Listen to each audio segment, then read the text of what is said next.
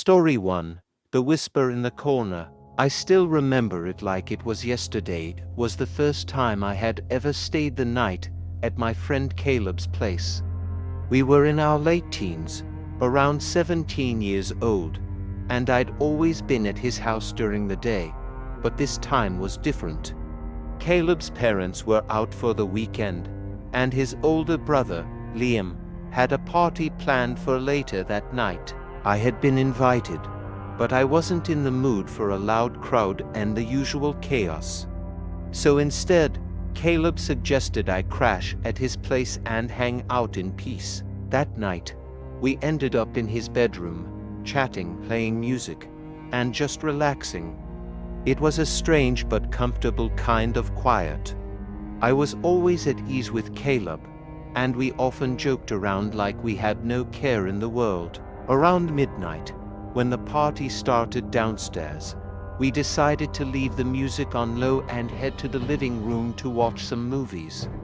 We got cozy on the couch, sharing a bag of chips between us.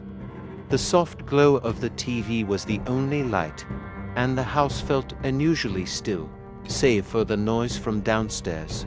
Caleb was talking about his plans for college, but I was distracted by a faint sound that seemed to come from upstairs. It was so soft, almost like a creaking board, but with how quiet the house was, it was impossible to ignore. I tried to dismiss it, thinking it might be the wind or something. But then the sound repeated, this time louder, more deliberate. "Did you hear that?" I asked, sitting up a little straighter. Caleb paused, looking at me with a confused expression. "What do you mean?" he asked. "I swear I heard something from upstairs," I said, my heart picking up pace. He shrugged, but there was something in his eyes that told me he wasn't as dismissive as he appeared.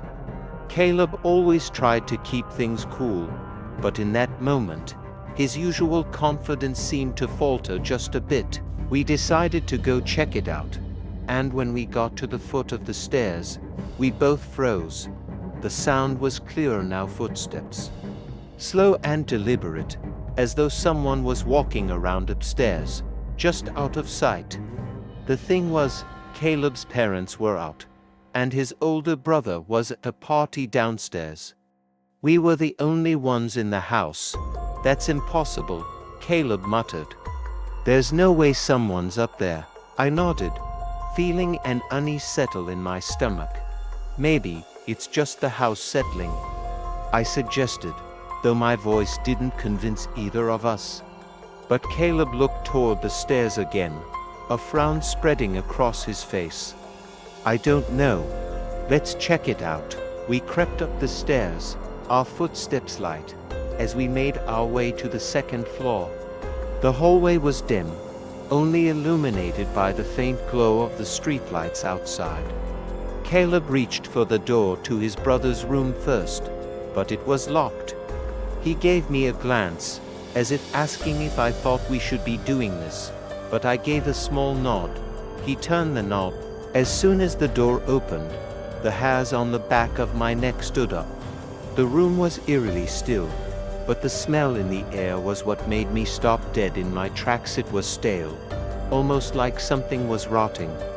Caleb stepped in, his face going pale as he saw the closet door was ajar. "It's inside, dark and still." "I don't like this," Caleb whispered, his voice shaky. We took a step forward, and that's when the sound came again, this time, much closer. A soft scrape followed by a faint whispering sound, like the softest exhale of breath against the air. I jumped, my heart racing, and Caleb grabbed my arm. "Let's get out of here," he said urgently. But as we turned to leave, we heard it again, clearer now.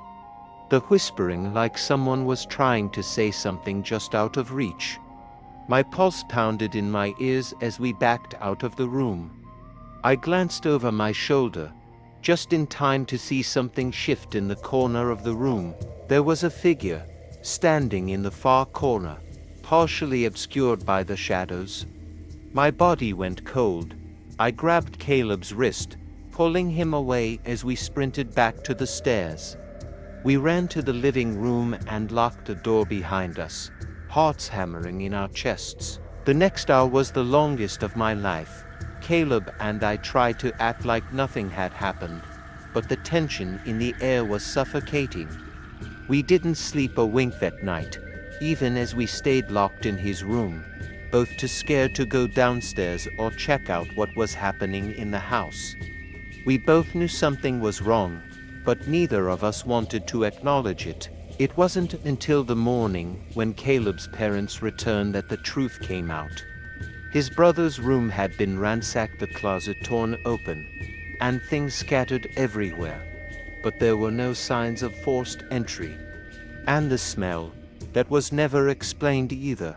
We never spoke about it again. The house was fine, but something about it was never the same afterward. Even Caleb, who used to joke about everything, avoided his brother's room from then on. And neither of us ever tried to stay the night at the house again. The memory of that figure in the corner of the room, the whispering, still haunts me to this day. Story 2. The figure in the basement. A few years ago, something happened that has haunted me ever since. It was an experience that changed the way I looked at the world, leaving me with an unsettling sense of fear I couldn't shake. At the time, I was 12 years old, and my best friend Jane and I were inseparable. We shared a bond over everything strange and unexplained, from ghost stories to paranormal documentaries. The more we learned about the supernatural, the more obsessed we became. We even joked about becoming ghost hunters when we grew up, convinced that the unexplained was just waiting to be uncovered. One night, after finishing our homework, we found ourselves in the mood for another ghost hunt. My house had always felt a bit off. The walls creaked in the night, and the basement always had this strange, damp smell that never seemed to go away. My parents had never talked much about the basement, and none of us ever really went down there unless we had to. To us, it was just a storage area, but Jane and I knew better. It was the perfect place to go ghost hunting. We decided to use my dad's old flip phone for the investigation, as it was the only phone that didn't have a camera. I borrowed my mom's touchscreen phone, which was much better for filming. We entered the basement, giggling nervously as we flicked on the dim lights. The basement was divided into 3 sections. There was a storage area near the stairs, filled with boxes and old furniture. Then came the laundry room, which felt colder than the rest of the house. And finally, the small room at the very back of the basement. No one knew what it was used for. It was sealed off by a rusty, creaky door that no one had opened in years. We started our investigation in the storage area. With the camera in hand, we took turns asking questions. "Is there anyone here with us?" Jane asked, her voice trembling with a mix of fear and excitement. "Give us a sign."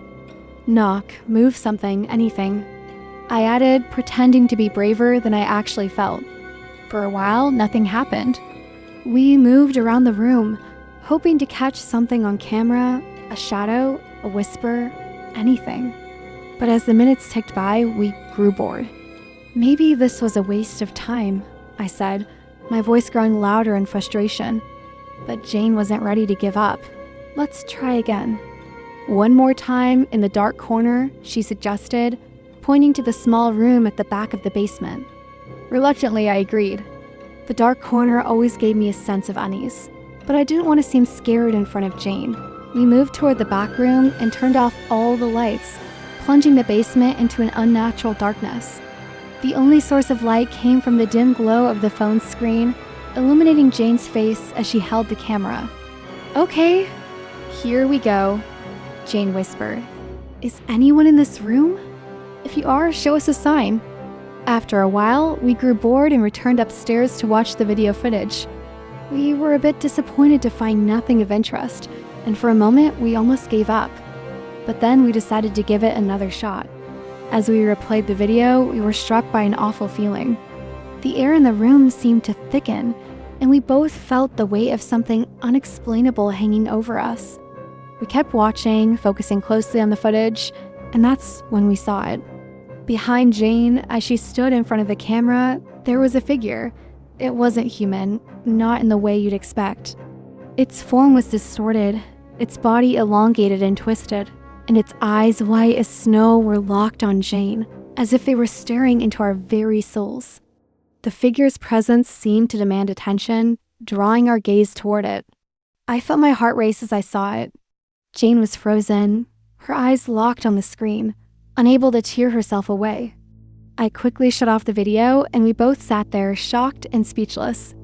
We didn't know what we had just witnessed, but we both felt it was something far worse than a simple ghost. We couldn't bring ourselves to tell anyone, especially not my dad, who was asleep.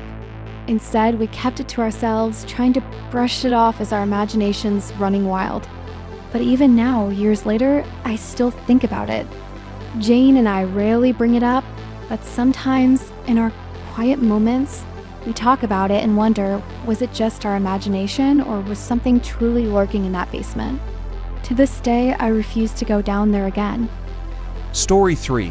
Shadows of Willow Creek. This story took place during the fall of 2017, and it's something I'll never forget. My name is Alex, and I'm from a small town called Briarwood, Kentucky. Back then, I was in my senior year of high school at Briarwood High School, a tight-knit school about 10 minutes from my house. Briarwood was a peaceful place, the kind of town where everyone knew everyone else, but it had its share of secrets, especially when it came to Willow Creek Park. I had always enjoyed spending time at the park with friends, whether it was hiking along the wooded trails, fishing in the creek, or just relaxing in the serene environment. Nothing strange had ever happened to me there, and I always thought it was just a quiet escape from the hustle of school life.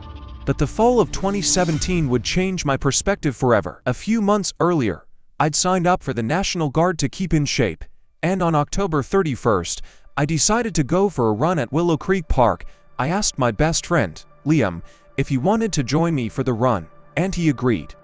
We had planned to get a good workout in, like we always did, but we couldn't have known that this would be a day that would haunt me for years to come. I arrived at the park around 3:30 p.m. and parked in one of the main lots near the creek. It was a brisk, chilly day, and the leaves were just starting to change color. I was waiting for Liam when something caught my eye. A silver sedan parked a few spaces away. An old man was sitting in the car, looking straight ahead. He was bald, with pale skin and dark eyes, and there was something unsettling about his stare. He wasn't looking at the surroundings or passing by, he was watching me. His gaze was cold and intense, and I couldn't shake the feeling that he was staring right through me. I quickly turned my attention to my phone, trying to ignore the man, but when I looked up again, he was still watching me. He didn't even blink. I felt a sense of unease creep over me. My heart began to race, and I instinctively glanced around, wondering if I was imagining things. I decided to get out of there and walk towards the nearby trail, hoping the man would lose interest. As I stepped out of the car, I noticed something strange. He had started his car and was following me. I didn't think much of it at first, thinking maybe he was just leaving the lot, but when I turned a corner and looked back, his car was still trailing me. At that moment, my gut told me something wasn't right. I quickened my pace, feeling the anxiety building up in my chest. I rushed to the nearest street, hoping to lose him. I crossed over to a nearby school parking lot where I could see Liam's car parked. I texted him to let him know I was there, trying to shake off the nerves. Just as I was about to relax, my phone buzzed. It was a text from Liam. Here. I looked up, and to my horror, I saw the same silver sedan in the parking lot, parked next to Liam's car. The bald man was sitting in it, staring directly at us. My stomach dropped. I looked at Liam, and he seemed just as unsettled. We didn't say anything. There was no need. We both knew we had to get out of there. We decided to leave the parking lot and drove to a different entrance to the park. By the time we reached a quieter area, we felt a little safer, but the tension was palpable. We parked and began walking down the familiar path that led to the forested trails. I kept glancing behind me, hoping the man wasn't following, but I had no way of knowing. It was as if he had vanished, but the fear lingered. We spent a few hours in the park, trying to distract ourselves with the run, but the eerie feeling didn't go away.